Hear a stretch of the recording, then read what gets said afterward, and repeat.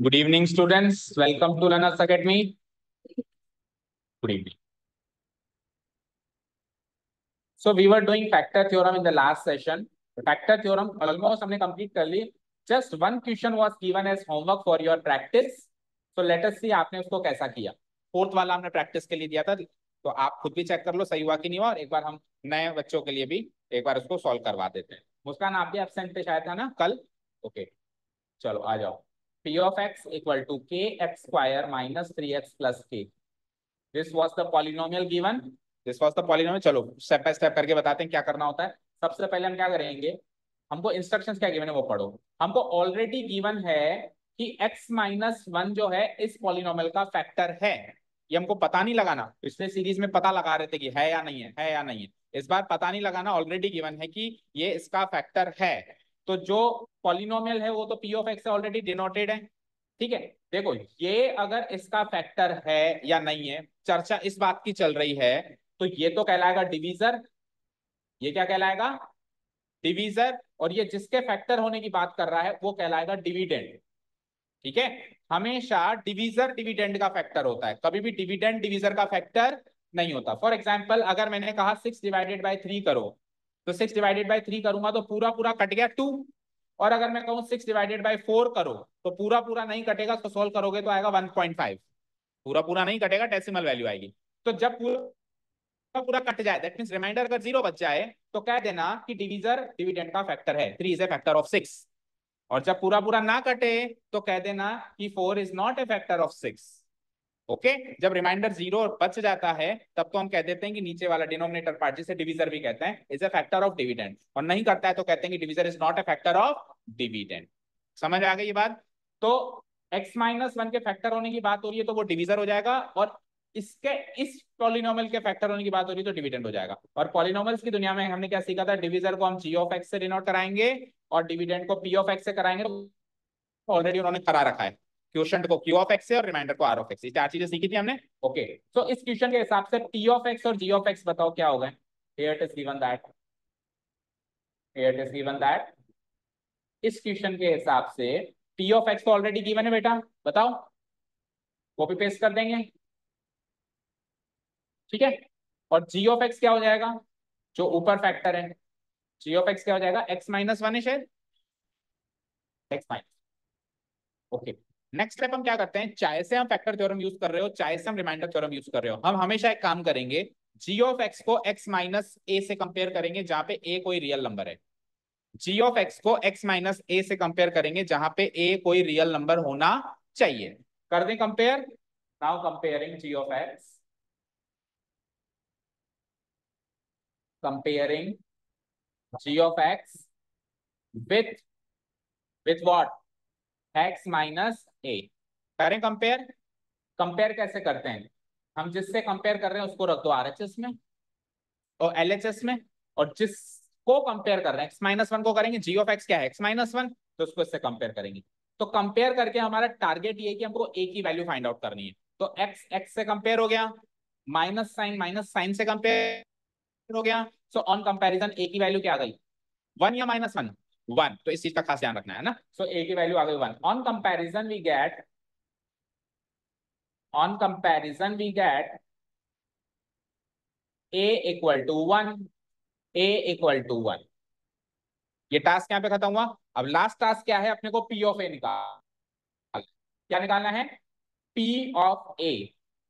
जहाँ पे a एक वैल्यू है जो मैं ऑलरेडी निकाल चुका हूँ. क्या निकाल चुका हूँ, 1. तो p ऑफ 1 निकालना है. p ऑफ 1 कैसे निकालेंगे, अगर p ऑफ x गिवन है तो वहां से p ऑफ 1 निकल जाएगा. दैट मीन्स जहां जहां x है वहां वहां 1 पुट अप करना है, दो जगह. समझ आया? So let's find out p of 1. तो क्या है p of x, k x square. यहाँ पे खास ध्यान ये देना है कि k की जगह 1 मत पुट अप कर देना, x की जगह करना है. तो k तो k ही रहेगा, x की जगह 1 पुट अप करेंगे तो x का स्क्वायर है, तो 1 का भी स्क्वायर है. आगे बढ़ते हैं, -3x है तो -3 इंटू 1 है. आगे बढ़ते हैं, प्लस के है तो प्लस के है. के की जगह नहीं पुटअप करना, एक्स की जगह पुटअप करना है. ओके फाइन, इसको सॉल्व कर दें तो 1 का स्क्वायर 1, 1 इंटू के -3 बन जा 3, प्लस के प्लस के, हाउ मेनी के, 2k -3. तो ये फाइनली हमारा p ऑफ a आ गया. अब अगर x माइनस ए उसका फैक्टर है तो p ऑफ a की वैल्यू 0 होती है, और नहीं है तो नहीं होती है, ऐसा फैक्टर थ्योरम कहता है। ऐसा कौन कहता है? फैक्टर थ्योरम क्या कहता है कि अगर x minus a p of x का फैक्टर है, then p of a is equal to 0। तो वो है या नहीं ये थोड़ा चेक करना है, ऑलरेडी गिवन है। तो यानी मैं गारंटी से p ऑफ a को 0 रख सकता हूं। जैसे मैं p ऑफ a को 0 रखूंगा तो k की वैल्यू सॉल्व होके आ जाएगी। समझ आया? ठीक है, तो अब क्या करूंगा मैं, now it is given that, already given that, now it is, next page पे आ जाओ, now it is already given that, it is already given that, मतलब हम चेक नहीं कर रहे हैं, ऑलरेडी गिवन है। क्या गिवन है कि x minus 1 g of x जो भी है is a factor of, is a factor of the given polynomial p of x। ये बात ऑलरेडी गिवन है, तो ये बात ऑलरेडी गिवन है, तो मैं क्या कर सकता हूँ, p ऑफ a की वैल्यू 0 रख सकता हूँ। Using what? Using what? Factor theorem. Using what? ये किसकी देन है मेरे को कि मैं p ऑफ a की वैल्यू 0 रख सकता हूँ? ऐसा फैक्टर थ्योरम ने कहा था कि अगर x हमारे केस में x-1 है। बाकी फैक्टर थ्योरम ऐसे जनरल बात करें तो x-a कहेंगे। क्या कहेंगे? x-a। ठीक है, so using factor theorem, so using factor theorem we have, factor theorem की मदद से हम p ऑफ a को किसी से बिना पूछे इक्वल टू 0 कर सकते हैं गारंटी के साथ। और हमने p ऑफ a ऑलरेडी निकाल के छोड़ा हुआ है। क्या निकाल के छोड़ा हुआ है? 2k-3। सो हम क्या करेंगे, 2k-3 को 0 के इक्वेट कर देंगे और वहां से k की वैल्यू इजीली फाइंड आउट हो जाएगी। पहले -3 को उधर भेजेंगे तो 2k की वैल्यू हो जाती है, -3 उधर जाके +3 हो जाता है, और फिर 2 को उधर भेजेंगे, सो k इक्वल टू 3/2। यही आंसर आ रहा है सबका। Closing statement, hence the required value of k is, hence the required value of k is 3/2। Actually polynomial में कुछ कोएफिशिएंट मिसिंग कर दिए थे उसने, जैसे कांस्टेंट टर्म मिसिंग कर दी और एक्स स्क्वायर का कोएफिशिएंट मिसिंग कर दिया, और उसने कहा कि इन दोनों के की जगह मैं ऐसा क्या भरूं ताकि x-1 इसका फैक्टर बन जाए। तो k की वैल्यू क्या निकाली हमने? 3/2। तो अगर मैं इस k की जगह और इस k की जगह 3/2 भर देता हूं तो x-1 जो था वो इसका फैक्टर अब हो जाएगा। समझ गए? क्लियर? तो किसी को कुछ नोट डाउन करना है तो बोले नोट डाउन कर लो, अदरवाइज हम चलते हैं नेक्स्ट पार्ट पे जो कि है फैक्टराइज करना है किसी को नोट डाउन? जल्दी करो।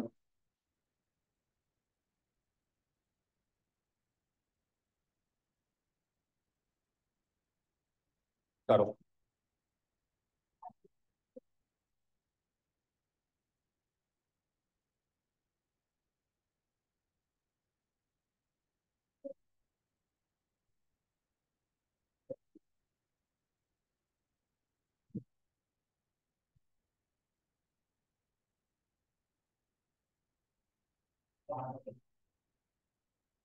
नहीं करना है किसी को नोट डाउन?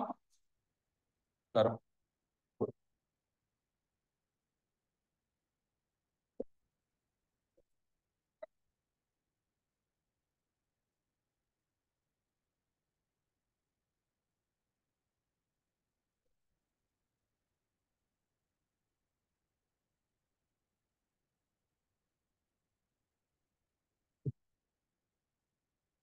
अच्छा, कभी भी कोई ऐसा एक्सक्यूज नहीं कहेगा कि मैं होमवर्क इसलिए नहीं करके आया क्योंकि मैं कल एब्सेंट था, इसलिए मुझे पता ही नहीं था होमवर्क क्या है।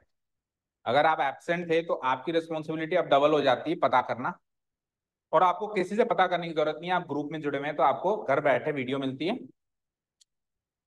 आप अगर रेगुलरली जिस दिन एब्सेंट थे उस दिन अगर आपने वीडियो कवर कर ली तो वीडियो के एंड में अपन होमवर्क बताते हैं। ठीक है, बताते हैं ना? होमवर्क बता के फिर वीडियो एंड करते हैं। तो किसी को कॉल करने की जरूरत नहीं है, सब आपके घर बैठे आपको मिलेगा, बट वो रेस्पॉन्सिबिलिटी आपकी है। तो ऐसा कोई कभी भी एक्सक्यूज नहीं मिलना चाहिए कि सर कल मैं एब्सेंट था, मुझे होमवर्क ही पता नहीं इसलिए मैं नहीं करके आया। ठीक है, ओके। चलो करते हैं इसको डिलीट। नेक्स्ट पेज पे, नेक्स्ट पेज नोट डाउन कर लिया? हो गया? चलो, तो now come to the next section. तो ये इस एक्सरसाइज का आखिरी सेक्शन है। इसमें दो क्वेश्चन है हमारे पास, फोर्थ एंड फिफ्थ। दोनों में इंस्ट्रक्शंस क्या है पढ़िए। फैक्टराइज। अब फैक्टराइज करने का मतलब क्या होता है? What is the meaning of factorising? मैंने कहा फैक्टराइज करो, तो मैं क्या करवाना चाह रहा हूं?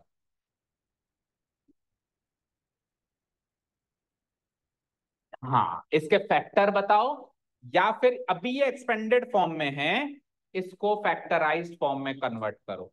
फैक्टराइज फॉर्म पहले बताई थी मैंने क्या होती है, समथिंग इनटू समथिंग वाली फॉर्म फैक्टराइज फॉर्म होती है, समथिंग इनटू समथिंग।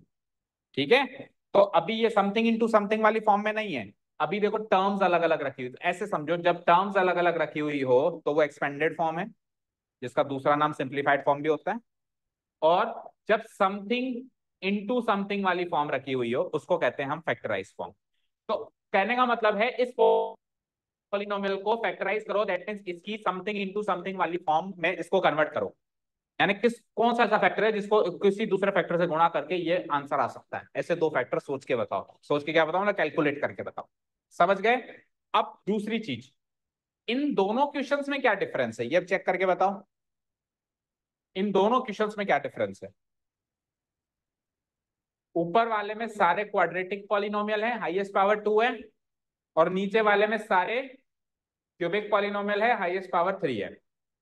ओके, अब क्यूबिक पॉलिनोमियल में हमको तीन फैक्टर्स मिलेंगे, तीन लीनियर फैक्टर्स मिलेंगे, तीन लीनियर फैक्टर्स मिलेंगे। और क्वाड्रेटिक में अपने को दो लीनियर फैक्टर्स मिलेंगे। तो पहले तो आपको पता होना चाहिए मुझे कितने लीनियर फैक्टर्स मिलेंगे। वो कैसे पता चलेगा? डिग्री देख के। तो डिग्री 3 है तो 3 मिलने वाले हैं, और डिग्री 2 है तो 2 मिलने वाले हैं। ये चीज पहले से मुझे पता होनी चाहिए। नेक्स्ट, अब क्यूबिक पॉलिनोमियल को फैक्टराइज करने के लिए क्वाड्रेटिक पॉलिनोमियल को फैक्टराइज करने की स्ट्रेटेजी ऑलरेडी आपको आनी चाहिए। दैट मींस अगर आप क्वाड्रेटिक पॉलिनोमियल को फैक्टराइज करना नहीं जानते हो तो फिर क्यूबिक को भी नहीं समझ सकते। समझे? तो एक बार के लिए क्यूबिक को भूल जाओ, पूरा फोकस करो क्वाड्रेटिक। और क्वाड्रेटिक पॉलिनोमियल को जितना अच्छे से हो सके फैक्टराइज करना सीखेंगे।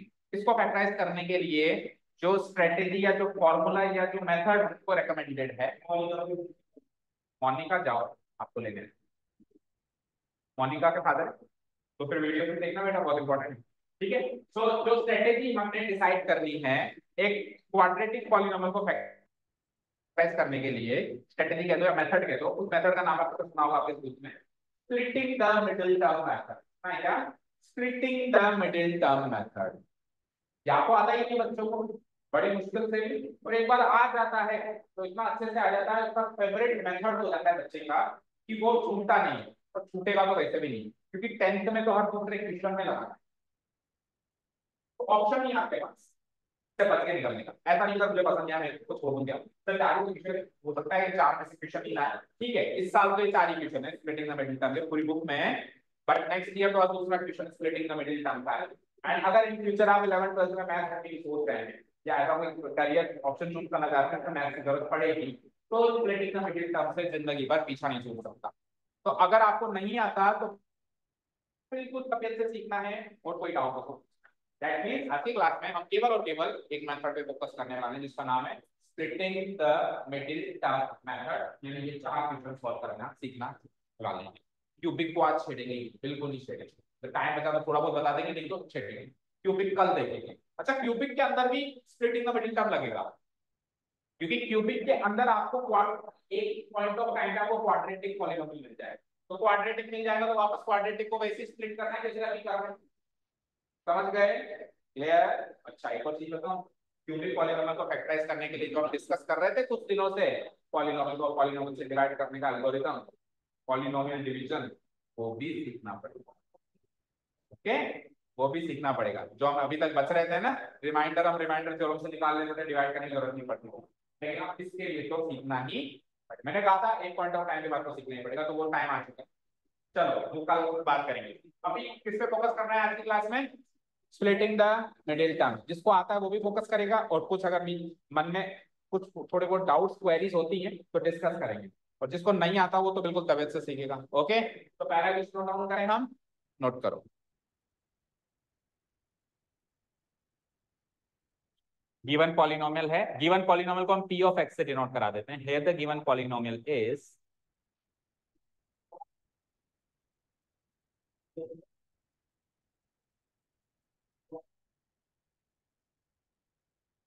here the given polynomial is p of x equal to, और उसके बाद फिर गिवन पॉलिनोमियल को लिख देंगे हम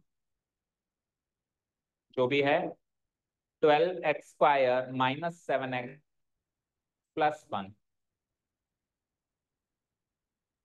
लिख दिया? लिख दिया सभी ने? अब करना क्या है ध्यान से सुनिए। सबसे पहले तो आपको पॉलिनोमियल को अरेंज करना है डिसेंडिंग ऑर्डर में, जो इस बार तो ऑलरेडी अरेंज्ड है। डिसेंडिंग ऑर्डर में कैसे? डिग्री 2 मतलब पावर 2 वाली टर्म, फिर पावर 1 वाली टर्म और आखिरी में कांस्टेंट। तो ऑलरेडी सारे अरेंज करके दिए, लेकिन इन केस उसने नहीं अरेंज करके दिए, मान लो +1 पहले होगा -7 बाद में होगा, तो पहले इसको रीशफल करके रीअरेंज कर लेता। ठीक है, ये कर लेना है। उसके बाद आप सोचो जरा, इसको अगर मैं स्टैंडर्ड फॉर्म से कंपेयर करूं, लिखना मत पहले समझो। अगर मैं इसको स्टैंडर्ड फॉर्म से कंपेयर करूं तो इसकी स्टैंडर्ड फॉर्म क्या होती है क्वाड्रेटिक पॉलिनोमियल की, पता है किसी को? ax² plus bx plus c। एक इसमें क्वाड्रेटिक टर्म होती है, एक इसमें लीनियर टर्म होती है, और एक इसमें कांस्टेंट टर्म होती है। ठीक है, और इत्तेफाक से कांस्टेंट टर्म सी पे ही आती है, सी फॉर कांस्टेंट। ठीक है, ये इत्तेफाक से, ये अरेंज नहीं है, मतलब प्लानिंग से नहीं है। इसमें तो अपने को तो क्या एबीसी लेना था और सी फॉर कांस्टेंट आ गया इत्तेफाक से। ठीक है, सो ax² plus bx plus c से इसको अगर मैं कंपेयर करूं तो देखो a की वैल्यू क्या है, b की वैल्यू क्या है, -7। कौन बोला 7? माइनस को कभी नहीं, क्या कहते हैं, अंडर एस्टिमेट करना। Don't underestimate the power of minus. Okay, C की वैल्यू, ठीक है ना, मार्क्स माइनस हो जाएंगे, माइनस को भूल जाएगा तो।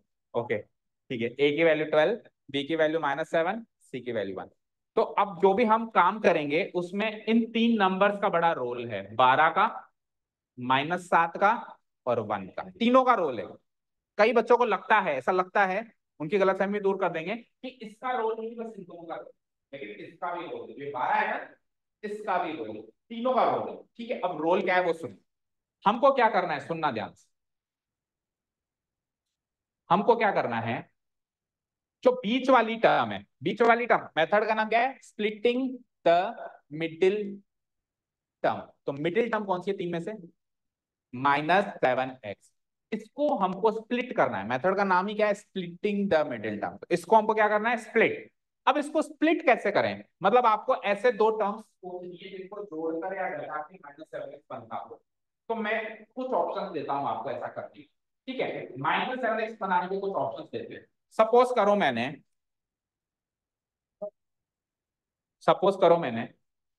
10x -17x लिखा, तो 10 में से 17 गए तो -7 बचते। तो ये एक ऑप्शन हो सकता है ना इसको स्प्लिट करने का, हो सकता है। चलो दूसरा ऑप्शन ले लेते हैं। अगर मैंने ले लिया 15x और 15 और 7 22, -22x, तो भी -7x मिल सकता है, मिल सकता है। अब सब एक एक ऑप्शन बता सकते हैं, जरूरी नहीं बड़ा बताओ, छोटा भी बता सकते हो। सोचो आदित्य, कोई और ऑप्शन सोचो, -7 बनाने का कोई और ऑप्शन सोचो। दो नंबर्स के कॉम्बिनेशन में -7 कैसे बना सकते हैं? जैसे मैंने क्या बनाया, 10 -17, फिर किसी ने क्या बना दिया, 15 -22। ठीक है, छोटे में से बड़ा नंबर माइनस करना है और 7 का गैप लेके माइनस करना है। सोचो 20x -27x, सही है ना? 20 में से 27 जाएंगे तो -7 बनेगा। अब सब लोग आगे बढ़ रहे हैं, थोड़ा पीछे भी आ सकते हो आप। चलो ठीक है, आप बताओ आयुषी।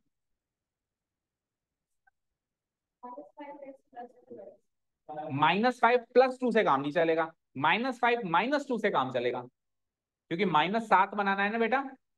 अगर मैं -5 + 2 करता हूं तो -3 आता है, मुझे क्या बनाना है, -7। तो मैंने क्या करा, -5 -2। तो ऐसे छोटे नंबर्स भी ले सकते हैं जैसे आयुष ने लिए, जरूरी नहीं कि बड़े भरकम नंबर्स लो। ओके चलो आप बताओ Muskan, next option, -5x -2x। Okay Muskan बताओ, 25x -32x, 25 में से 32 जाएंगे तो -7 बनेगा। ओके आप बताओ मितांशी, -4x -3x। ओके, -4 और -3 -7 होते हैं, होते हैं। आप बताओ अनुभव। ये लो, ऐसा भी ऑप्शन हो सकता है, बिल्कुल हो सकता है। -3.5x -3.5 3.5 मिलके 7 बन जाते हैं, -3.5 -3.5 -7 हो गए, 3.5 में 3.5। हाँ आप बताओ, बोलो। -7 बनाना है, कैसे भी बना दे। दो नंबर को जोड़ घटा के 7 नहीं बना सकता। -4 -3 हो चुका है पहले, जो हो चुका है वो नहीं ले सकता। अरे कुछ भी ले ले। चल तेरे मन में क्या नंबर आ रहा है, पहला नंबर बोल, तेरे मन में जो भी आ रहा है। माइनस प्लस जो भी आ रहा है बोल, कोई भी नंबर बोल। -5 -2, यस करेक्ट है, -5x, लेकिन हो चुका है वो भाई, वो भी हो चुका है। तो आखिरी वाले को हमेशा डिसएडवांटेज होता है। हाँ,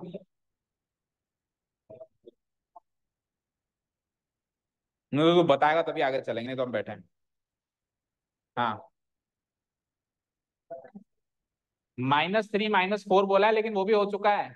अरे -4 -3 बोलूं या -3 -4 बोलूं, one in the same thing, one in the same thing. देख इधर देख, स्क्रीन पे देख। 10, 15, 20, -5, 25, -4, -3.5, इनके अलावा दुनिया में करोड़ों नंबर से कुछ भी बोलना, एक कोई नंबर बोल, इनके अलावा बोलना, कोई भी नंबर बोल जो मन में है। क्या? 2, 2, ठीक है, इसने क्या कहा, +2x।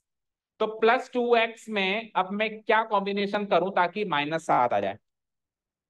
तो 2 में 7 का गैप कर दे, कितना आया, 2 में 7 जोड़, 2 में 7 जोड़ेगा तो 5, 7 लाना है ना तेरे को। तो 2 में 7 जोड़, 9। तो 2 में से अगर मैं 9 घटा दूं तो मिल जाएगा ना 7x। 2x -7x, this is the option.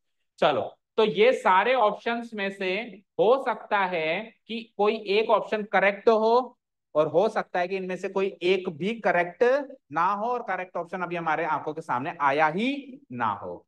अब हमारा काम क्या है, इसको स्प्लिट करने का, सबसे करेक्ट ऑप्शन चूज करना। तो सर क्या करते ही रहेंगे, करते ही रहेंगे, करते ही रहेंगे, और हमको कैसे पता चलेगा कौन सा करेक्ट है कौन सा इनकरेक्ट है। तो इनमें से कौन सा ऑप्शन करेक्ट रहेगा, इसको करने के लिए साइड वर्क करना पड़ेगा। और वो साइड वर्क सुनना ध्यान से, बड़े ध्यान से सुनना। साइड वर्क करने के लिए हम क्या करेंगे, उसके जो 3 नंबर थे ना, 12, -7, 1, उसको एक बार मैं साइड में ले आता हूं। 12, -7, 1। एक काम करो, बीच वाले नंबर को तो एज इट इज अलग करके छोड़, और अगल बगल वाले नंबर का प्रोडक्ट करो। क्या करो? 12 बन जा, 12 बन जा, 12। हमेशा ऐसे ही करना है, हमेशा ऐसे ही करना है कि जो मिडिल टर्म है उसको तो छेड़ना ही नहीं है, और जो अगल बगल का नंबर्स है उनका कर देना है प्रोडक्ट। ओके, अब आपको क्या करना है, आपको ऐसे दो नंबर सोचने हैं अपने एनालिटिकल थिंकिंग से, जिसको जोड़ने पे -7 आता हो। जोड़ने या घटाने पे, जोड़ना और घटाना मैथ्स में एक ही बात मानी जाती है ना, प्लस या माइनस करने पे -7 आता हो, और मल्टीप्लाई करने पे 12 आता हो।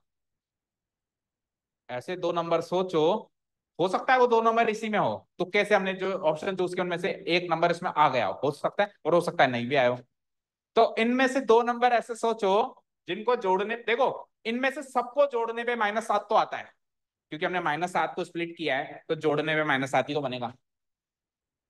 मैंने कहा -7 को स्प्लिट करो, आपने कहा -5 -2, मैंने कहा जोड़ो तो वापस -7 ही बनेगा ना। तो ये जितने भी ऑप्शन आपने सेलेक्ट किए सबको जोड़ने से -7 तो मिलता है, पर इनमें से अब वो ऑप्शन सेलेक्ट करो जिनको गुणा करने पे 12 बनता है। कैसे? 10 × -17 12 बनता है क्या? 15 × 22 12 ये जो भी है 12 बनता है क्या? 20 × 27 12 बनता है क्या? 5 × -5 × -2 12 बनता है क्या? 25 × -32 नहीं बनेगा, बड़ा नंबर बनेगा। लेकिन -4 × -3 +12 बनता है। बोलो। -4 × -3 +12 बनता है, बनता है। That means this is the final option, this is the correct option, all of these options are incorrect. हमको स्प्लिट ऐसे करना है ताकि जब वो स्प्लिट हो गया है तो उसका प्रोडक्ट अगल बगल के प्रोडक्ट के बराबर हो। स्प्लिट करने के बाद जो दो नंबर दिख रहे हैं उनका प्रोडक्ट जो ओरिजिनल पॉलिनोमियल में अगल बगल में जो कोएफिशिएंट्स रखे हुए हैं उनके प्रोडक्ट के बराबर हो। बोलो, यहां तक किसी को कोई डाउट है क्या? हमको मिडिल टर्म को स्प्लिट करना है सर, बहुत सारे तरीके हैं स्प्लिट करने के। आपको वो तरीका चुनना है जिसमें स्प्लिट होने के बाद जो दो नंबर रखे हुए हैं उनका प्रोडक्ट और ओरिजिनल पॉलिनोमियल में जो अगल बगल में दोनों उनका प्रोडक्ट बराबर हो। ठीक है, स्प्लिट होने के बाद ये दो नंबर देख रहे हैं, -4 -3, इनका प्रोडक्ट क्या होता है +12। और इधर जो अगल बगल में नंबर रखे हुए 12 और 1, इनका प्रोडक्ट क्या होता है +12। ये दोनों प्रोडक्ट मैच होने चाहिए, उसी में ही आप स्प्लिट कर सकते हो, बाकी में आप स्प्लिट नहीं कर सकते। अच्छा, बाकी में आप स्प्लिट क्यों नहीं कर सकते वो भी बताऊंगा, इसी में क्यों करें सर हम, बाकियों में क्या प्रॉब्लम है वो भी बताऊंगा। ठीक है, ओके, अभी भी कुछ नोट डाउन मत करो, अभी भी एक बार पूरा क्वेश्चन ढंग से देख लो। ठीक है, अब मैं ये एक्स्ट्रा वर्क एक बार हटा देता हूं, इस एक्स्ट्रा वर्क को एक बार हटा दूं मैं, बोलो। तो ये हटा दो एक बार, ये हमने अलग अलग करके देखे। अब प्रॉपर स्ट्रक्चर से, सर ये तो आपने रफली समझाया, थोड़ा स्ट्रक्चर से समझाओ ना। तो देखो स्ट्रक्चर से हम क्या करते हैं, ये जो रफ वर्क हमने अभी ओरली सोचा, इस रफ वर्क को आप चाहो तो आपके प्रेजेंटेशन पार्ट में दिखा भी सकते हो, और आप चाहो तो रफली भी सॉल्व कर सकते हो। कैसे, आप क्या कर देना, जहां पे आप सॉल्व कर रहे हो बगल में एक खिड़की खोल देना, उस खिड़की में हम ये कैलकुलेशन करेंगे। क्या कैलकुलेशन करेंगे, देखो मैं क्या करूंगा, मैं एक जगह लिखूंगा A+B। ठीक है, मैं आपको कह रहा हूं दो नंबर्स का सम, तो दो नंबर्स के सम को मैथमेटिकली कैसे लंबी चौड़ी लाइन लिखूं मैं, दो नंबर्स का सम, इससे अच्छा मैं लिखूं A+B। A+B दो नंबर्स का सम है ना।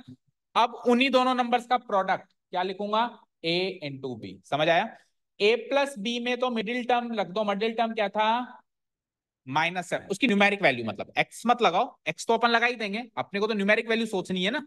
अभी जैसे मैंने कहा -7x को स्प्लिट करो, तो आपने माइंड में तो न्यूमेरिक वैल्यू सोची होगी ना, -4 -3 -5, तो कैलकुलेशन तो सारा न्यूमेरिक वैल्यूज का ही है, x तो बस फॉर्मेलिटी रखनी है उसके आगे। सो A+B की वैल्यू तो आप चुपचाप ये मिडिल टर्म रख दो बिना कुछ सोचे समझे।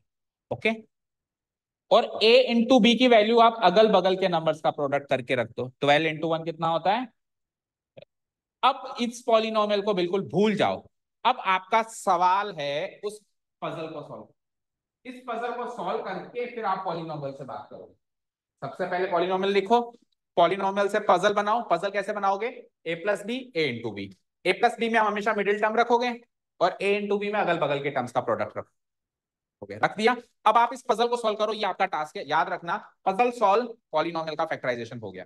ये पजल जिसने सॉल्व कर दी, अब पजल को कैसे सॉल्व करना है, यहां से आपको ऐसे A और B सोचने हैं जिनको जोड़ने पे -7 आता हो, और जिनको प्रोडक्ट करने पे 12 आता हो, जो अभी आपने सोच के बताए थे, क्या -4 -3। देखो -4 -3 को प्लस करने पे -7 आता है, और -4 और -3 को मल्टीप्लाई करने में +12। पजल सॉल्व हो गई ना।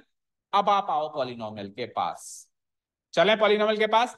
अब पॉलिनोमियल के पास चल के अपन एक स्टेप लिखेंगे, splitting the middle term. Splitting the middle term, we get. अब अपन स्प्लिट करने जा रहे हैं बेटा, जो मेथड का नाम है वो अपन एक्चुअली करने वाले हैं। बोलो पॉलिनोमियल क्या है, P(x), कौन सी टर्म स्प्लिट करनी है, मिडिल टर्म। तो पहली टर्म एज इट इज, आखिरी टर्म +1 एज इट इज, और जो मिडिल टर्म है -7x, उसको स्प्लिट कर रहे हैं हम किस में, -4 में, और जो पजल को सॉल्व करके आए ना उसी में स्प्लिट करेंगे। ठीक है, तो -4 -3 तो उसकी न्यूमेरिक वैल्यू है, एक्चुअली टर्म तो x वाली है, तो -4x -3x, केवल -4 -3 मत लिख देना, टर्म कौन सी x वाली है ना, तो स्प्लिट भी x वाली टर्म में ही होगी। वो तो उधर तो पजल की तरह उसको देख रहे थे, इसलिए x नहीं लिख रहे थे, चाहो तो फिर इधर भी x लिख दो, लेकिन ज्यादा कंफ्यूजन हो जाएगा भाई। दो नंबर सोचने, एक तो न्यूमेरिक फॉर्म में सोचने और एक एक्स की फॉर्म में सोचने, तो न्यूमेरिक फॉर्म में सोचने आसान है ना, तो इसलिए इधर हमने एक्स का झंझट नहीं पाला। लेकिन जब अपन पॉलिनोमियल पे जाएंगे तो मिडिल टर्म को स्प्लिट करेंगे, तो मिडिल टर्म के पास एक्स भी तो है, तो -4 -3 ना लिख के क्या लिखेंगे, -4x -3x। ओके, चाहो तो -3x पहले और -4x भी बाद में लिख सकते हो, चाहो तो -4x पहले और -3x भी बाद में लिख सकते हो, कोई फर्क नहीं पड़ता इस चीज का। ठीक है, सो -4x, मिडिल टर्म को मैंने -4x -3x में स्प्लिट कर दिया, ये मिडिल टर्म इन दो टर्म्स में स्प्लिट हो चुका है, समझ गए। और आप चाहे तो हर एक स्टेप में पीछे मुड़ के देख सकते हो, पीछे मुड़ के कैसे, कि -4x -3x का सम -7x होता है नहीं होता है, हर स्टेप में आप पीछे मुड़ के देख सकते हो, जो नीचे वाली स्टेप है उसकी वैल्यू ऊपर वाली स्टेप है या नहीं है, हर स्टेप में आप चेक कर सकते हो। ओके, आगे बढ़े। अब क्या करना है, अब ये करना है कि 3 से 4 टर्म्स हो चुकी है हमारे पास, पहले 3 थी, अब कितनी हो चुकी है, 4। आप क्या करोगे, पहली दो टर्म्स में से कॉमन लोगे, और आखिरी दो टर्म्स में से कॉमन लोगे, लेना शुरू करें। ओके, तो 12x² और 4x में से क्या कॉमन आएगा? पहली दो टर्म्स में से हमेशा x तो कॉमन आएगा ही आएगा, और आखिरी दो टर्म्स में से कभी भी x कॉमन नहीं आएगा, याद रखना। तो पहली दो टर्म्स में देखो x² और x में से एक x कॉमन आ जाएगा, इसके बाद 2x है, इसके बाद एक x कॉमन आ जाएगा, और 12 और 4 में से क्या कॉमन आएगा? 4। तो ओवरऑल 4x कॉमन आ गया। अब 4x कॉमन लेने के बाद बचा क्या, वो सोचो। सो 12x² में से 4x कॉमन लिया तो क्या बचा? वो कैसे पता चला? डिवाइड करके। यस, कॉमन लेने का मतलब होता है डिवाइड करना। कई बच्चों को नहीं पता कि कॉमन लेने का मतलब क्या होता है। कई लोग माइनस करते हैं, 12 में से 4 माइनस करके 8 लिख देते हैं। 12 से 4 डिवाइड करना है। 12 से 4 क्या करना है? डिवाइड। 12 से 4 डिवाइड करेंगे तो 3, और x² से x डिवाइड करेंगे तो x। समझ आया? ओके, बीच में माइनस साइन है, मैंने भी लगा दिया माइनस साइन। 4x में से 4x पूरा ही कॉमन ले लिया, तो 4x डिवाइडेड बाय 4x क्या आएगा? 1। तो यहाँ पे 1 बच गया। सो पहली दो टर्म्स का काम खत्म। अब बचती है दूसरी दो टर्म्स। इन दोनों में से क्या कॉमन आएगा वो सोचना है। तो देखो, x तो कॉमन कभी नहीं आएगा। न्यूमेरिक पार्ट देखो, 3 और 1 में से कुछ कॉमन नहीं आता, और जब कुछ कॉमन नहीं आता तो हमेशा 1 कॉमन आता है। जब कुछ कॉमन नहीं आता तो हमेशा क्या कॉमन आता है? 1। अब सुनना, अब पहली बारी में तो हमको कभी भी कोई प्रॉब्लम नहीं होगी, लेकिन दूसरी बारी में सबसे बड़ी समस्या ये होगी कि जो भी मैं कॉमन ले रहा हूं वो प्लस में लूं या माइनस में। मैं यहां से +1 भी कॉमन ले सकता हूं, मैं यहां से -1। पहले तो आप डिसाइड करो कॉमन क्या लेना है। कॉमन आपने क्या डिसाइड किया? 1। तो अब वो 1 प्लस का कॉमन लूं या माइनस का कॉमन लूं, ये दूसरा सवाल है मेरे आगे। अब प्लस का कब लेना है और माइनस का कब लेना है, ध्यान से सुनो। अगर इधर क्या पैटर्न फॉलो हो रहा है? Positive negative. और उधर क्या पैटर्न फॉलो हो रहा है? Negative positive. अगर दोनों जगह पैटर्न सेम है तो प्लस का नंबर कॉमन लेंगे, और अगर पैटर्न डिफरेंट है तो माइनस का नंबर कॉमन। तो पैटर्न डिफरेंट है ना, देखो, पॉजिटिव नेगेटिव, तो वहां पे भी पॉजिटिव नेगेटिव चाहिए था, लेकिन है क्या? Negative positive. तो मैं +1 कॉमन ना लेके क्या कॉमन लूंगा? -1। So let us take -1 common here. अब देखो, -1 कॉमन लेने से होगा क्या? -1 कॉमन ले लिया, अब बचेगा क्या? सो -3x को -1 से डिवाइड कराओ, क्या बचेगा? 3x। Positive 3x, minus minus plus हो गया। और +1 को -1 से डिवाइड कराओ, आप देखो जरा क्या हुआ। यहां पे और यहां पे सेम फैक्टर बचा, और यही मेरा फाइनल टारगेट था। मेरे को यहां पे सेम फैक्टर बचाना था। अब वो बहुत सारे ऑप्शंस थे ना, उसमें से एक ही ऑप्शन में सेम फैक्टर बचता है। अगर मैं कोई और ऑप्शन चूज कर लेता तो यहाँ पे अलग फैक्टर बचता और यहाँ पे अलग फैक्टर बचता। मैंने कहा था ना कि एक ही ऑप्शन उसमें से मोस्ट प्रेफरेबल है, बाकी ऑप्शंस प्रेफरेबल नहीं है। फिर मैंने क्या कहा था कि मैं बताऊंगा क्यों नहीं है। आप कुछ और भी सिलेक्ट कर सकते थे, आप -2x -5x में भी स्प्लिट कर सकते थे, उससे भी यहाँ पे कॉमन आ जाता, लेकिन ये सेम नहीं बचता। फिर सेम नहीं बचता तो आगे का रास्ता नहीं खुलता। अब आगे का रास्ता खुल चुका है। देखो आगे का रास्ता कैसे खुल चुका है। आगे का रास्ता ऐसे खुल चुका है कि अब मेरे पास अगेन दो टर्म्स हैं, पहली टर्म ये, दूसरी टर्म ये। इस टर्म में भी दो फैक्टर्स, इस टर्म में भी दो फैक्टर्स, और एक एक फैक्टर अगेन कॉमन। 3x-1 इसके पास भी है, 3x-1 इसके पास भी है। सो अगेन मैं क्या करूंगा, नेक्स्ट स्टेप में 3x-1 को ही कॉमन ले लूंगा। तो इस फैक्टर में से क्या बचा? उस फैक्टर से क्या बचा? लिख दूं ब्रैकेट में? ध्यान से देखिए बच्चे, ओरिजिनल पॉलिनोमियल दो लीनियर पॉलिनोमियल में फैक्टराइज हो चुका है। सौम्या, क्लास 10 12th वाला? अच्छा, सौम्या मेटवानी, ठीक है। ध्यान से देखिए, क्वाड्रेटिक पॉलिनोमियल दो लीनियर पॉलिनोमियल में टूट के फैक्टराइज हो चुका है। और ये करेक्ट है या नहीं है हम खुद चेक कर सकते हैं। पता है कैसे? इसको मल्टीप्लाई करके देखो, सिंप्लीफाई या एक्सपेंड जो भी आप वर्ड बोलते हो वो करके देखो, ओरिजिनल बनता है कि नहीं बनता है। करके देखें रफली। देखो कैसे करके देखेंगे। वही सबको सबसे मल्टीप्लाई करना, पहले इसको इससे, फिर इसको इससे, फिर इसको इससे, फिर इसको इससे, सबको सबसे मल्टीप्लाई करना। सो 3x इंटू 4x क्या होता है? 12x²। 3x इंटू -1 क्या होता है? -3x। -1 इंटू 4x क्या होता है? -4x। और -1 इंटू -1 क्या होता है? +1। नेक्स्ट स्टेप में दोनों को ऐड करूंगा, तो 12x² -7x+1। अच्छा, इसको जब मैंने ये सिंप्लीफाई किया और उसको जब मैंने फैक्टराइज किया तो चेक करो, ये दोनों एक दूसरे के रिवर्स प्रोसेस। इससे ऊपर वाली स्टेप ये वाली है, ये वाली स्टेप ये वाली स्टेप है, उसके बाद फिर ये वाली स्टेप है, और उसके बाद जो यहाँ पे लास्ट स्टेप है वो उसमें फर्स्ट स्टेप है। यानी सिंप्लीफाई करने का काम और फैक्टराइज करने का काम एक दूसरे के जस्ट रिवर्स प्रोसेस है। ओके, समझ आया? अब आप नोट कर लो इसका सॉल्यूशन, फाइनल सॉल्यूशन।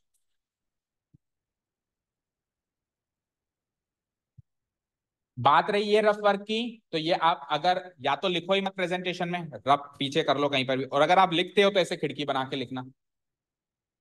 ठीक है, अगर लिखते हो तो खिड़की बना के लिखना, अगर आपको दिखाना है प्रेजेंटेशन में, और नहीं दिखाना तो फिर कहीं पर भी करो, कोई फर्क नहीं पड़ता।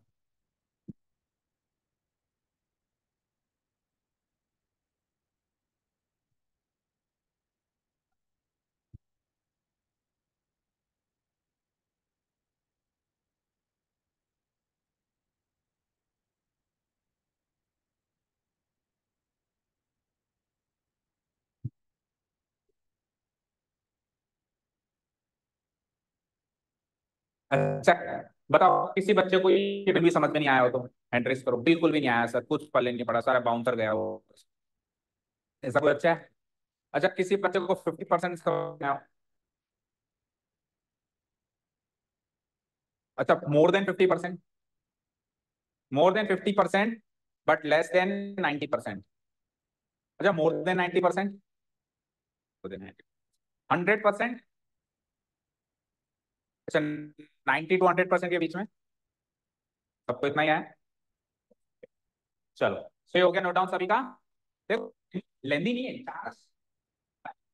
पता है सबसे मेन ट्विस्ट कहाँ था कहानी, ये स्प्लिट कैसे करूं, और ये कौन बता रहा है कैसे split करूं, वो प्रूफ पहले कुछ बनानी आनी चाहिए, फिर बना के सॉल्व करनी है, उसके बाद हम तो बड़ा सा जस्ट कॉमन लेने का काम। चलो नेक्स्ट क्वेश्चन करें। 2x squared plus 7x plus, start right. Here the given polynomial is 2x squared plus 7x plus.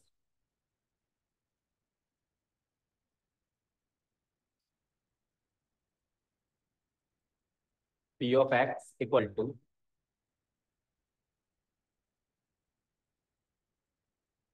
2x squared plus 7x plus. Okay, जैसे ही पॉलिनोमियल हमने लिखा, अगला काम क्या करते हैं? सीधा कुछ के पास चलते हैं, कुछ सेट करते हैं, है ना? अब कुछ सेट करते टाइम क्या करते हैं? सबसे पहले आंख बंद करके ए प्लस बी और ए बी लिख देंगे। क्विज में हम 4 लाइन लेंगे, A plus B, A into B, A B. अब ए प्लस बी और ए इंटू बी की वैल्यू तो पॉलिनोमियल से ही मिलेगी, और ए और बी की मुझे सोचनी है। समझ गए? ए प्लस बी और ए इंटू बी की वैल्यू तो खुद पॉलिनोमियल बताएगा, और ए और बी की फिर मुझे सोचनी है उस क्विज को सॉल्व करने के लिए। चलो, ए प्लस बी की वैल्यू क्या लिखूंगा बताओ? ए प्लस बी की वैल्यू क्या लिखूंगा? पॉलिनोमियल से चेक करो, मिडिल टर्म, बस मिडिल टर्म को पकड़ो। मिडिल टर्म क्या है? 7, तो ए प्लस बी की वैल्यू 7। ए इंटू बी की वैल्यू अगल बगल की टर्म्स का प्रोडक्ट, 2 3 जा 6। अब ये ए प्लस बी और ए इंटू बी अरेंज कर दिया। अब पॉलिनोमियल क्या है एक बार के लिए बिल्कुल भूल जाओ, केवल और केवल इस क्विज को सॉल्व करने पे फोकस करो। अब देखें कौन सॉल्व करता है। ऐसे दो नंबर्स ए और बी सोच के बताओ जिन्हें जोड़ने पे 7 आता है, गुणा करने पे 6 आता है। जल्दी सोचो, जल्दी सोचो। 6 और 1, 6 1 जा 6, 6 + 1 7। बस जितनी जल्दी ये सोच पाएंगे उतनी जल्दी उधर काम हो जाएगा। ठीक है, तो दो नंबर्स कौन से सोचने में आए? 6 and 1। 6 और 1 को मल्टीप्लाई करूंगा तो 6 आएगा, 6 1 जा 6 होगा, और 6 और 1 को ऐड करूंगा तो 7 आएगा। ओके, ये स्प्लिटिंग द मिडिल टर्म इस साल बिल्कुल अच्छे से सीख लो। अभी तो वो छोटे छोटे नंबर्स हैं, 6 7 5 2। अगले साल ये नंबर्स पता है कैसे आएंगे? यहाँ रखा हुआ होगा 636, यहाँ रखा हुआ होगा 98। अब सोचो, उसके लिए टेबल्स आनी चाहिए। 98 किसकी टेबल्स में आता है, सब कुछ पता होना चाहिए। तो ऐसे डिफिकल्ट पोर्शन भी आएगा, तो एटलीस्ट हम इजी वाला पोर्शन तो कवर करें इस साल। ओके, चलो। सो 6 और 1 सोच लिया ना आपने? दो नंबर्स कौन से सोच लिए? कोई कहे सर मैं तो 1 और 6 सोचूंगा, कोई फर्क नहीं पड़ता। मैंने क्या कहा, उसको ए की जगह उसको बी की जगह रखने से कोई फर्क नहीं पड़ता। You can take any of the option, you can choose any of the option. चलो, तो अब splitting the middle term we get, middle term को स्प्लिट करते हैं। तो पहला term as it is, what is the पहला टर्म? 2x square. आखिरी term as it is, but what is the आखिरी टर्म?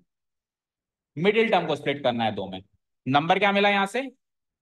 तो 6 + 1 लिख दूं ऐसे, 6 + 1 ना, एक्स भी तो लगाएंगे। वो टर्म तो एक्स में है ना, हमने सोचा उसको बिना एक्स के था। क्यों? क्योंकि वो एक्स के साथ सोचते तो हमको दिक्कत होती, तो हमने विदाउट एक्स सोच लिया। लेकिन जब हम इसको डालेंगे उसमें पॉलिनोमियल में, तो एक्स के साथ डालेंगे। ठीक है, सो 6 का क्या बनेगा? 6x। अच्छा, पॉजिटिव है ना, +6 है, तो +6x, और +1 है तो +1x, और +1x को सिंपली x बोल सकते हैं, 1x को x बोल सकते हैं ना, एक ही x है तो +x लिख दो। और जरा पीछे मुड़ो, 6x + x 7x होता है ना, पीछे मुड़ के देख लिया करो। अच्छा, इससे अगली स्टेप से भी पीछे मुड़ के, हमने पिछली बार नहीं देखा, इस बार उस वो भी करके देखेंगे। अगला काम क्या होता है बोलो Ayushi? Next task is what? Common लेना, पहली दो आखिरी दो में से कॉमन लेना। पहली दो में से हमेशा याद रख लो, एक हिंट की तरह याद रख लो कि पहली दो में से हमेशा x कॉमन आएगा, अगली दो में से कभी नहीं आएगा। पहली दो में से x कॉमन आ रहा है, तो x के साथ और नंबर भी कोई कॉमन आ रहा है, 2 और 6 में से 2 कॉमन आ सकता है, 2x ओवरऑल कॉमन आ गया। ओके, बताओ आदित्य, 2x² में से 2x कॉमन लिया तो क्या बचा? x। बताओ मुस्कान, 6x में से 2x कॉमन लिया तो क्या बचा? 6x में से 2x कॉमन लिया तो क्या बचा? 3। डिवाइड करके देखना है, तो x से x कट गया, 6 डिवाइडेड बाय 2 इज 3। x+3 बच गया अंदर। ओके, अब x+3 बाहर है, तो x और 3 में से 1 ही कॉमन आएगा। और पैटर्न देखो, पॉजिटिव पॉजिटिव, इधर पैटर्न देखो पॉजिटिव पॉजिटिव, तो सेम पैटर्न है, तो प्लस का नंबर कॉमन लूंगा अगले बारी में। पिछली बार डिफरेंट पैटर्न था इसलिए -1 कॉमन लिया था, लेकिन इस बार सेम पैटर्न है तो क्या कॉमन लूंगा? +1। +1 के बाद फिर आओ अंदर आओ, x में से 1 कॉमन लिया तो x divided by 1 x, 3 divided by 1 3, ये लो साहब बच गए सेम। अच्छा, इससे पीछे मुड़ के देखो, हर स्टेप में देखो, जब आप इनिशियल स्टेज पे तो हर चीज करके देखो, करो जरा। 2x इंटू एक्स, बोलो 2x², 2x into 3, 1 into x, और 1 इंटू 3। हर स्टेप में पीछे मुड़ के देखो सेम वैल्यू आ रही है कि नहीं आ रही। कहीं पर भी मिसमैच लगे तो रुक जाओ, कुछ ना कुछ गलती हो सकती है। ओके, नेक्स्ट स्टेप में क्या करना है, जो अंदर बचा उसी को कॉमन ले लो, x+3 को कॉमन ले लूंगा, तो यहां से तो बच जाएगा 2x, और वहां से क्या बचेगा? +1। कई बच्चे ये गलती करते हैं कि यहाँ पे साइन नहीं लगाते हैं, बस 1 लिख देते हैं। यहाँ पे अगर आप साइन नहीं लगाते तो उसका मतलब इनटू हो जाता है। ओके, तो यहाँ पे साइन हमेशा लगाना है, +1 है या -1 है जो भी है उसको लिख लो। ओके ना, +1 है तो फिर यहाँ पे +1 बच जाएगा। This is the factorised form. अब आप इसका आंसर चेक करोगे तो ऐसा भी हो सकता है कि 2x+1 इधर रखा हुआ हो और x+3 इधर रखा हुआ हो, लेकिन उससे कोई फर्क नहीं पड़ेगा। वो भी सही है, ये भी सही है। दो फैक्टर्स बताने, कैसे भी बता दो, पहले वो बता दो बाद में बता दो। मैच करो आंसर, एक लास्ट क्वेश्चन और करेंगे क्विकली। अब तो 2-2 मिनट में हो जाएंगे, एक बार बस मुद्दा पकड़ना होता है। Okay, splitting the middle term समझ में आया अच्छे से? और काफी इंटरेस्टिंग चीज है ये, मतलब करने में मजा आता है, ऐसा लगता है हाँ कुछ कर रहे हैं, है ना?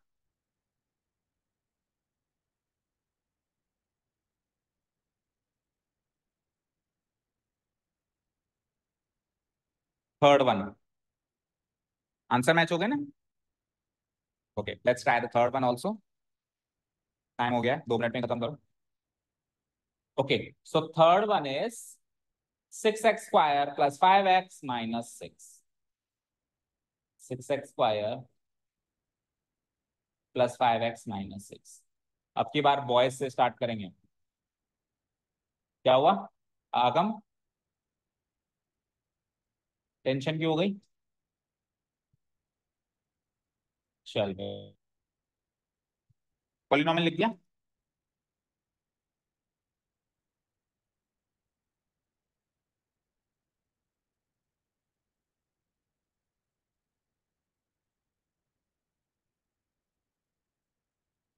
अब देखो बच्चों, एक चीज सुनो, ये जैसे मैंने इसको स्प्लिट किया था 6x + x में, तो ये मेरे समझाने का तरीका था कि दो नंबर ऐसे सोचो जिसका सम 7 हो, जिसका प्रोडक्ट 6 हो।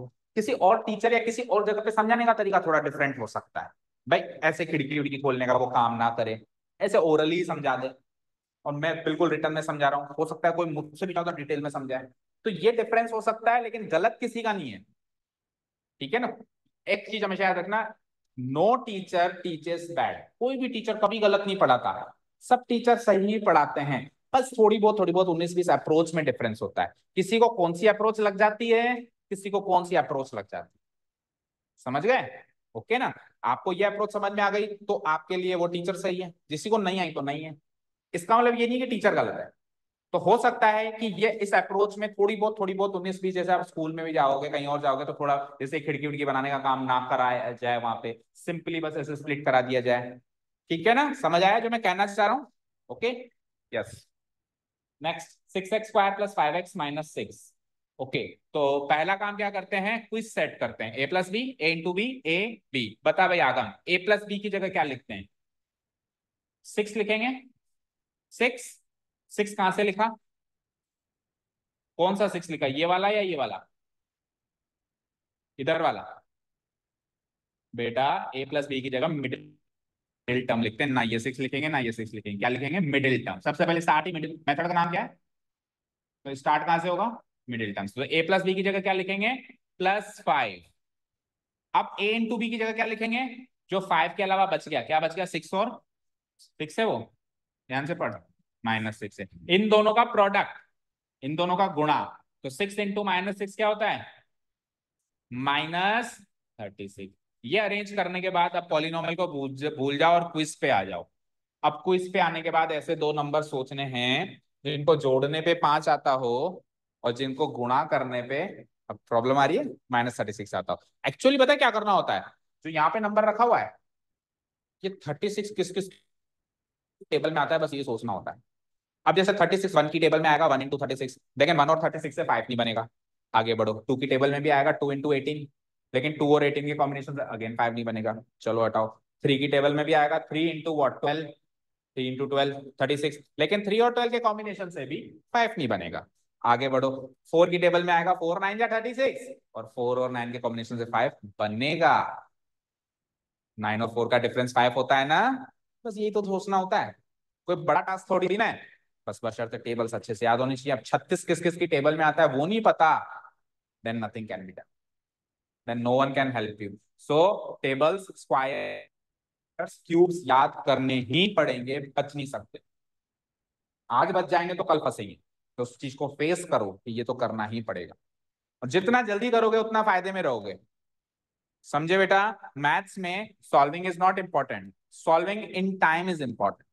आप तो 2 मिनट में सोच लिए 36 किस किस की टेबल में आता है, और एक बच्चा 36 मिनट लगा रहा है उसको सोचने में, तो उसको वो सवाल करना ना करना बेकार है। समझे ना? सो टाइम पे कब सोच पाएंगे? जब टेबल्स, स्क्वायर्स, क्यूब्स अच्छे से याद होंगे। ओके, सो 4 और 9 मिल गए, दो नंबर। अब 4 और 9 तो मिल गए, लेकिन सम आ रहा है पॉजिटिव। तो सम पॉजिटिव कब आता है? जब बड़ा नंबर पॉजिटिव हो। तो 4 और 9 में से बड़ा कौन है? तो 9 तो ले लो पॉजिटिव, 4 ले लो नेगेटिव। तो 9 - 4 + 5, और 9 × -4 -36। समझ गए ना strategy? Okay, so the first number is 9, ए को ले लो 9, और जो छोटा नंबर है उसको ले लो -4। अच्छा, उल्टा भी कर सकते हो, ए को -4 और बी को 9 भी ले सकते हो, वो भी कर सकते हो ना, इसको फ्लिप भी कर सकते हो। चलो, splitting the middle term we gate,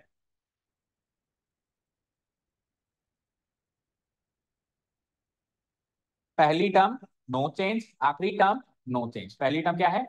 6x², no change. आखिरी टर्म क्या है? -6, नो चेंज। मिडिल टर्म को करना था स्प्लिट। मिडिल टर्म के लिए कौन से नंबर्स मिले? +9 -4। तो इधर क्या लिखूंगा? +9x, फिर आगे क्या है? माइनस। ओके, ठीक है। चलो, अब 6x² और 9x में से क्या कॉमन आ सकता है? एक्स तो आएगा ही आएगा, शुरू के दो में से तो एक्स आता ही आता है। 6 और 9 में से क्या कॉमन आता है? 3। सो ओवरऑल 3x कॉमन आ गया। अंदर क्या बचेगा? 6x² को 3x से डिवाइड करो। सो x² से x डिवाइड होगा x, और 6 से 3 डिवाइड हुआ 2, तो 2x बचा। ओके, 9x प्लस लगाओ बीच में साइन, 9x और 3x, 9x से 3x कॉमन लो, तो x कट गया, 9 डिवाइडेड बाय 3 3। ओके, अब देखो plus plus minus minus, pattern match हुआ क्या? जब भी पैटर्न मैच नहीं हो तो माइनस का नंबर ही कॉमन आएगा अगली बार। प्लस का नंबर तो तभी कॉमन आएगा जब पैटर्न मैच हो रहा हो। तो पैटर्न मैच नहीं हो, फिर चाहे से कैसा भी पैटर्न हो, मैच नहीं हो बस, तो आपको माइनस का नंबर कॉमन लेना है। सो -4 और -6 में से वैसे भी हम माइनस, दोनों में माइनस आ रहा है तो माइनस का ही लेते हैं, लेकिन एक हिंट है, जब पैटर्न मैच नहीं हो तो माइनस का नंबर कॉमन लेना ही है। ओके, सो -4 और -6 में से माइनस का नंबर तो कॉमन ले लूंगा, लेकिन 4 और 6 में से क्या कॉमन आएगा? 2। आगे बढ़ो, -4x डिवाइडेड बाय -2, तो माइनस माइनस प्लस, और 4x divided by 2, 2x, plus का 2x आएगा, बताओ बोलो। ओके, -6 डिवाइडेड बाय -2, तो माइनस से माइनस तो कॉमन आ ही गया, कट गया, प्लस हो गया, 6 डिवाइडेड बाय 2 इज +3। चेक करो जरा। ओके, पीछे मुड़ के देखेंगे एक बार, एक बार पीछे मुड़ के देखते हैं। 3x × 2x बोलते जाओ, 6x², 3x into 3, -2 into 2x, -4x, and -2 into +3। एक एक टर्म मैच कर रहा है ना, दैट मीन्स हमारा अभी तक का काम किया हुआ सही है। अब एक स्टेप और है बस, क्या, 2x + 3, 2x + 3 again can be taken out as common, again common ले लूं मैं इसको, तो यहां से क्या बचा 3x, वहां से क्या बचा। अब सपोज करो मैं साइन ही नहीं लगाता यहां, तो फिर मैं 100% यहाँ +2 लिख के आता ना। खुद से पूछो सवाल ये, अगर मैं साइन लगाना वहां भूल जाता जल्दीबाजी में, तो फिर नेक्स्ट स्टेप में मैं यहाँ +2 लिखता, क्योंकि साइन नहीं दिखता तो मुझे प्लस का ही नंबर लगेगा वो। लेकिन साइन अगर आपने लगाया हुआ है तो फिर आप +2 नहीं लगाओगे, क्या लगाओगे। तो साइन हमेशा लिखना है यहाँ पे, कौन सा आपने कॉमन लिया, प्लस का कॉमन लिया, माइनस का। Okay, so this is the final answer. Match कर लो। एक क्वेश्चन बचता है, वो होमवर्क है, ऐसा नहीं इसको कल करेंगे, और कोई डाउट हो तो कल पूछेंगे। इस कैटेगरी का एक क्वेश्चन बचता है, that is the 4th one. पहले आते ही इसको डिस्कस करेंगे, अगर इसमें कुछ डाउट है तो, नहीं है तो सीधे हम पकड़ लेंगे कल क्यूबिक को, और क्यूबिक का इससे भी ज्यादा इंटरेस्टिंग है। और कल अपन फाइनली डिवीजन ऑफ पॉलिनोमियल सीखने वाले हैं, polynomial division. Okay, thank you so much for listening to us, have a nice day, keep learning. ऐसे मानो कि आज की class splitting the middle term को समर्पित थी, तो कल की क्लास डिवीजन ऑफ पॉलिनोमियल्स को समर्पित रहेगी, कैसे हम पॉलिनोमियल्स को डिवाइड करते हैं। चलो।